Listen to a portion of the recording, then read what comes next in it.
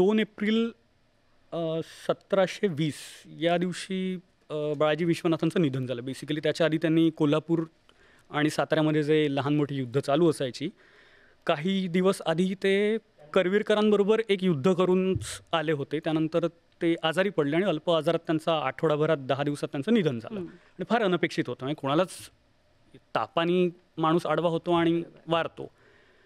त्यामुळे हा भट कुटुंबालाही प्रचंड मोठा धक्का होता आणि शाहू महाराजांनाही फार मोठा धक्का होता. कारण शाहू महाराज सुटल्यापासनं ते त्या क्षणापर्यंत राजकीय असतील, वैयक्तिक असतील, सामाजिक असतील, वेगवेगळ्या पातळींवरती बाळाजी विश्वनाथांनी त्यांना प्रचंड मदत केली होती.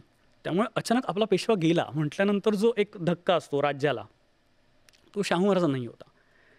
बरं, पेशवा गेल्यानंतर बाळाजी विश्वनाथ असेपर्यंत सगळं ठीक होतं. बाळाजी विश्वनाथ गेल्यानंतर पुढला पेशवा कोण, हा खूप मोठा प्रश्न होता.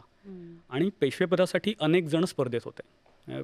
प्रतिनिधी असतील किंवा चास्कर जोशी, जे बाजीरावाच्या सासरकडचे, तेही त्या स्पर्धेत होते. सावकार होते पण पेशवेपद या दृष्टीने तेही त्या स्पर्धेत होते. पुरंदरांसारखी जाणती लोक दरबारात होती. त्यामुळे स्पर्धा म्हटल्यानंतर दरबारी जे काय म्हणू आपण त्याला, मागणं दोऱ्या ओढणं असतं, पाय ओढणं असतं, या सगळ्या गोष्टी चालू झाल्या होत्या. पेशवेपदावर अधिक चर्चा होऊन कोणीतरी नवीन उभं राहण्याच्या आधी, म्हणजे बाळाजी विश्वनाथांचं 13वं झालं आणि तिसऱ्या दिवशी पुरंदरे आणि बाजीराव हे साताऱ्याला पोचलेले आहेत की पेशवेपदावरती आम्ही दावा सांगतो आहे आणि मी स्वतः सांगतो की मी पेशवेपदासाठी रिक्वेस्ट करतो की मला द्या. त्यावेळी शाहू महाराज कराडजवळ होते. मसूर नावाचं गाव आहे, तिकडे त्यांची भेट झाली आणि मग पेशवा त्यांना 17 एप्रिलला त्यांना पेशवेपदाची वस्त्र दिली गेली. त्यावेळेचं वाक्य असे की बाळाजी विश्वनाथ यांनी स्वराज्यासाठी खूप कष्ट घेतले, खूप साहस केलं, पण त्यांनी सुख उपभोगले नाही. याकरता यांस वस्त्र देतो. यांस म्हणजे बाजीरावास.